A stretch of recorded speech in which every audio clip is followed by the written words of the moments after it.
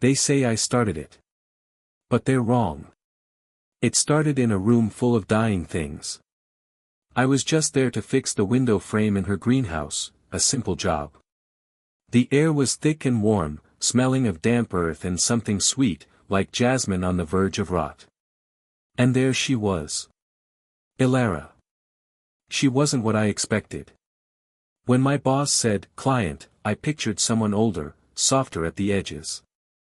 Elara was 44, all sharp lines and quiet grace, but her eyes held a history I immediately wanted to read. She moved between the plants with a kind of reverence, her fingers, smudged with soil, brushing a yellowing leaf. "It's this one," she said, her voice lower than I'd imagined. It wasn't a voice that asked for anything. It simply was. She didn't look at me as she pointed to the warped wood. I set my toolbox down, the clatter too loud in the hushed space. I could feel her watching me now as I ran my hand over the splintered frame. The silence between us wasn't empty, it was full. It was the hum of the humidifier, the rustle of her linen trousers as she shifted her weight, the unasked question of why a woman who lived surrounded by such fragile life had let this one thing fall into disrepair. "It's a simple fix," I finally said, just to break the tension. "I can have it done in an hour." She nodded, but her gaze was fixed on my hands. "You're young." It wasn't a question. It was an observation, layered with something I couldn't name. Not disapproval.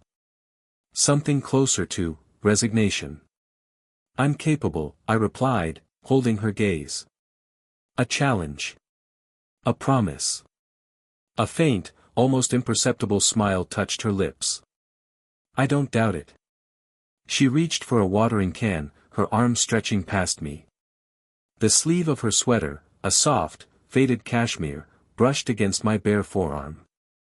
The touch was accidental, brief, but it sent a jolt through me, a static shock in the humid air. My breath hitched. I saw her fingers tighten around the can's handle. She didn't pull away immediately. For 3 heartbeats, the point of contact remained, a thread of warmth in the cool greenhouse.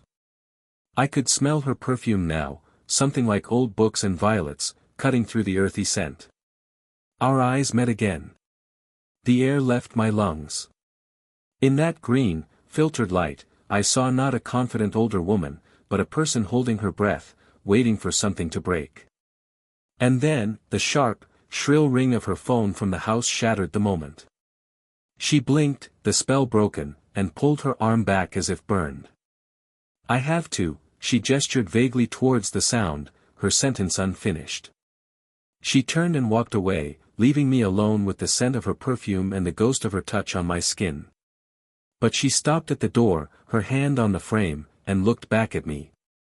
Her expression was a collision of shame and a longing so profound it stole the air from the room.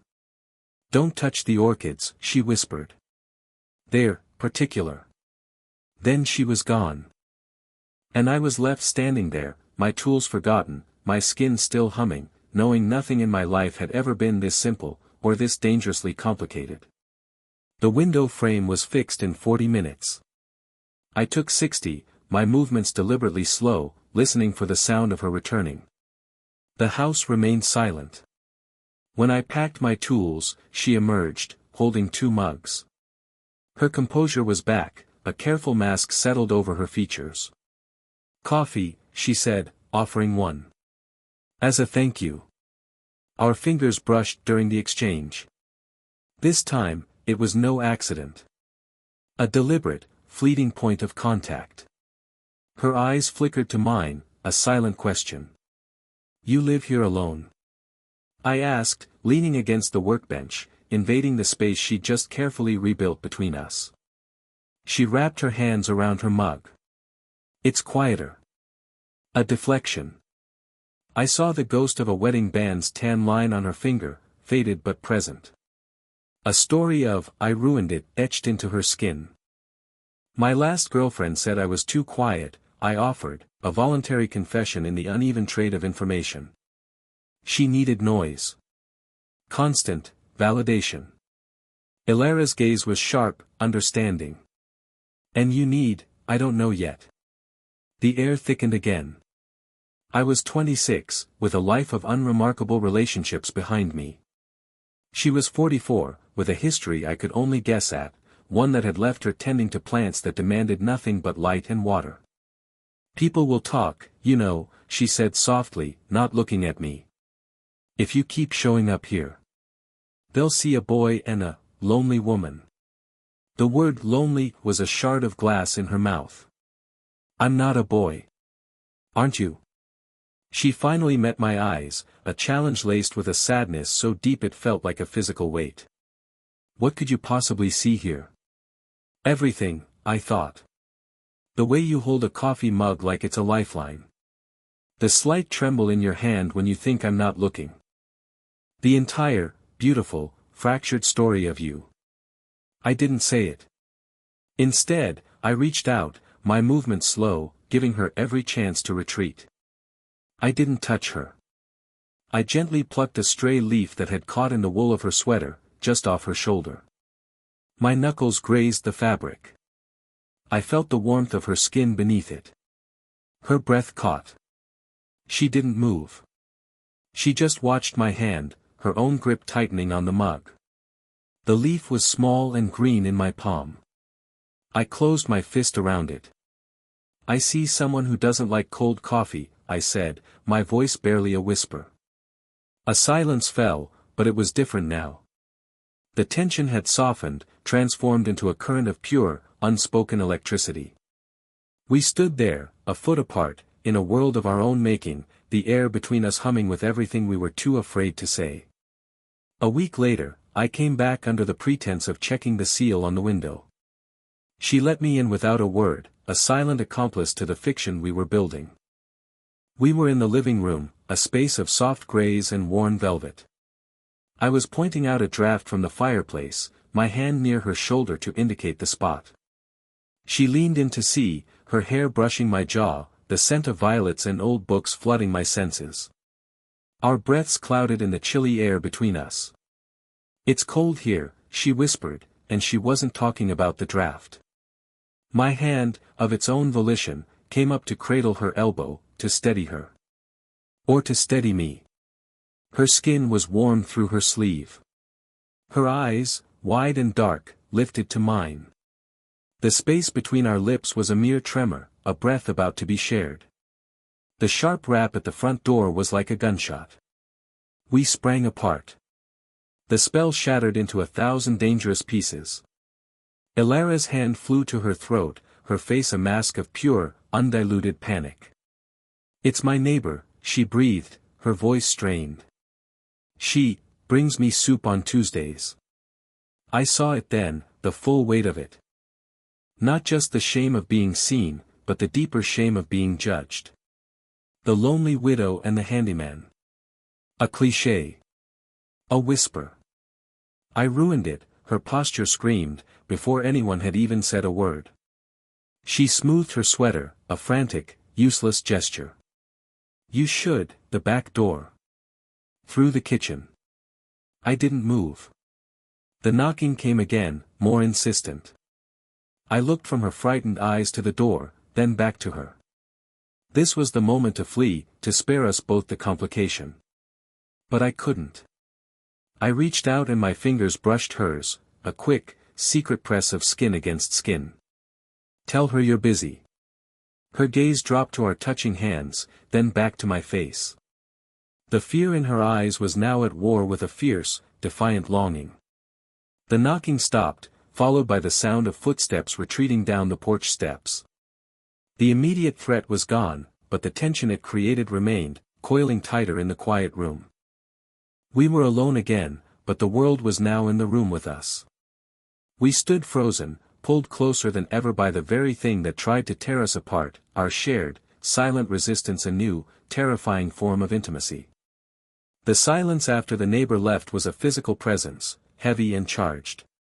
The fiction of the draft was gone, leaving only the raw, undeniable truth of us in the room. This is a bad idea, Elara said, her voice hollow. She hugged herself, turning away from me, a fortress rebuilding its walls. You should go. I don't want to. The words were simple, final. What do you want, Leo? She spun around, her composure cracking, revealing the frustration and fear beneath. What could you possibly want from this? From me? I'm a decade older than your last mistake. My life it's a quiet, settled thing. You're a beginning. She gestured vaguely at the room, at her life. I'm an epilogue. This was the breaking point. Not of passion, but of pretense. I crossed the room until I was standing right in front of her, close enough to feel the heat from her skin, to see the faint pulse at the base of her throat. You're not an epilogue. Her breath hitched. She didn't back away. My hand came up, slow, giving her every chance to refuse. I brushed a stray strand of hair from her cheek, my fingers tracing the line of her jaw. Her skin was impossibly soft. She leaned into the touch, her eyes fluttering closed for a second, a silent surrender that sent a jolt straight through me. I can't stop thinking about you, I whispered, my voice low, the confession hanging in the scant space between our lips. I stand outside my own life and all I see is this house. You. Her eyes opened, filled with a storm of conflict. This is wrong. It doesn't feel wrong. I felt her tremble. Her hand came up, her fingers hesitating before they curled into the fabric of my shirt, not pushing me away, but anchoring herself to me. She was leaning into me now, her body a hair's breadth from touching mine. I could feel the warmth of her, smell the coffee on her breath. The world had shrunk to this, the feel of her cheek under my hand, the desperate grip on my shirt, the electric space between our mouths. Elara, I breathed, her name a question, a plea. Her gaze dropped to my lips. Every atom in my body was screaming to close the distance, to finally, I can't, she whispered, the words a pained exhale against my mouth. But she didn't let go of my shirt. Her body didn't pull away. We were suspended there, on the knife's edge, the taste of a kiss already on our tongues, the fall inevitable. The word can't was still a ghost on her lips. I felt the fight go out of her, a slow exhale that melted the last inch between us. Her forehead came to rest against my shoulder, a weight of pure surrender. My arms went around her, holding her not with passion, but with a quiet certainty that felt like coming home. It's not the age, she murmured into my shirt, her voice muffled. It's not what people would say. I stroked her back, feeling the delicate ridge of her spine through the soft wool. Then what is it? She was silent for so long I thought she'd decided not to answer. Then she pulled back, just enough to look at me. Her eyes were clear, resolved, and terrified. My husband didn't leave me, Leo. The world tilted. The quiet house, the faded tan line on her finger, it all rearranged itself into a new, horrifying configuration. He's gone. The words were a bare whisper. It's been 2 years. And the first person I want is you. A bitter, shame-filled laugh escaped her. A boy. A temporary fix. It feels like a betrayal of everything. Of him. Of the life we built. It feels cheap. This was the truth she'd been guarding. Not a fear of me, but a fear of her own heart. A fear that her longing was a betrayal of her love. The shame wasn't about us, it was about her. I didn't step back. I didn't let go. My hands slid up to cradle her face, forcing her to hold my gaze. Her skin was wet with tears she hadn't let fall. Look at me, I said, my voice rough. I am not a temporary fix. And I am not a boy. I saw the conflict raging in her, the loyalty to a ghost warring with the desperate, living need for warmth, for touch, for now. Her hands came up and gripped my wrists, not to pull them away, but to anchor herself. Her thumb stroked the sensitive skin on my inner arms, a silent, sensual apology and confession all at once. I'm so tired of being alone, she breathed, the admission costing her everything. That was the moment the decision was made. Not with a kiss, but with that raw, unvarnished truth. The risk was no longer social judgment, it was the cataclysmic risk of mending a broken heart with unfamiliar hands. I leaned in, my lips brushing her temple. Then stop. A single, decisive nod against my cheek. Then her head turned, and her mouth found the skin just below my jaw. The touch was electric, a searing promise. The inevitable was no longer a question. It was a destination. The air in the room had changed. It was no longer filled with questions, but with a single, pressing answer. Her confession had stripped everything back to the bone. Upstairs, she whispered, the words not a seduction, but a surrender. A choice. My heart was a frantic drum against my ribs. I didn't move, my hands still framing her face. Are you sure? Her eyes, still glistening, held mine. This was the final threshold. To cross it was to accept the complexity, to tarnish the memory of her old love with the messy, vibrant reality of a new one. It was the point of no return. No, she said, her honesty a brutal, beautiful gift. I'm not sure. I'm terrified. So am I. A faint, trembling smile touched her lips. It was the most real thing I'd ever seen. Her hand found mine, her fingers lacing through mine, cold and firm. She wasn't pulling me, she was leading me. We didn't speak as we climbed the stairs. The only sounds were the creak of the old wood and the ragged rhythm of our breathing. The hallway was dim, lined with closed doors and the ghosts of her past. She stopped before one, her free hand pausing on the knob. She turned to me, her body just inches from mine, her gaze searching my face in the half-light.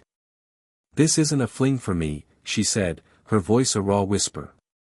If this happens, it ruins me for anything else. Do you understand? I understood. She was not a chapter. She was the entire story. I brought our joined hands to my chest, pressing her palm over my heart so she could feel its wild, honest beat. I'm not going anywhere. It was the final lock turning. The last defense fell from her posture.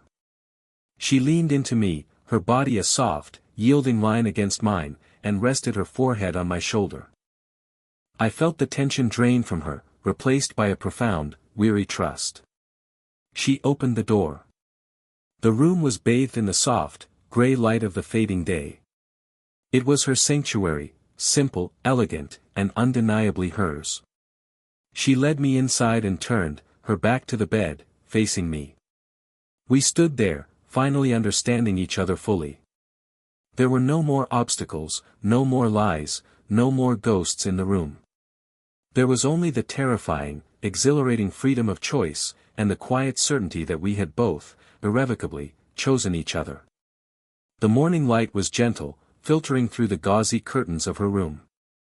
It felt different in here now. The air was lighter, the silence comfortable instead of heavy. I woke to the feeling of her fingers tracing the lines of my hand, which was resting on her waist. Her back was pressed against my chest, my body curled around hers in a perfect, unspoken fit. There were no words for a long time. There was only the shared warmth, the slow sink of our breathing, the scent of her hair on the pillow. She shifted, turning to face me. In the clear light of day, I saw no regret in her eyes. Only a quiet wonder, a settled peace that hadn't been there before. The shame had burned away, leaving behind a soft, vulnerable truth. I thought it would feel different, she whispered, her voice rough with sleep. Wrong. And does it? Her hand came up to my cheek, her touch feather-light. It feels like I can finally breathe. We didn't leave the bed for hours. We talked, our voices low, tangled together in the sheets. We spoke of small, insignificant things, the book on her nightstand, the song on the radio, the way the light caught the dust motes in the air. It wasn't the conversation that mattered, but the ease of it. The years between us didn't feel like a gap anymore, they felt like context, making the connection richer, more profound. Eventually, we moved to the kitchen. I made coffee while she sat at the table, wrapped in her robe, watching me. I brought the mugs over and instead of sitting across from her, I pulled my chair right beside hers. Our knees touched. She smiled, a real, unguarded smile that reached her eyes, and leaned her head against my shoulder. It wasn't a dramatic, cinematic ending. It was better. It was real. It was the quiet understanding that the difficult, beautiful work of building something new had just begun, and we were both, finally, ready to pick up the tools. He says I started it. I say she'll finish it, she'll finish the story we're only just beginning to write, together. Did you enjoy the story? What kind of stories would you like to hear next?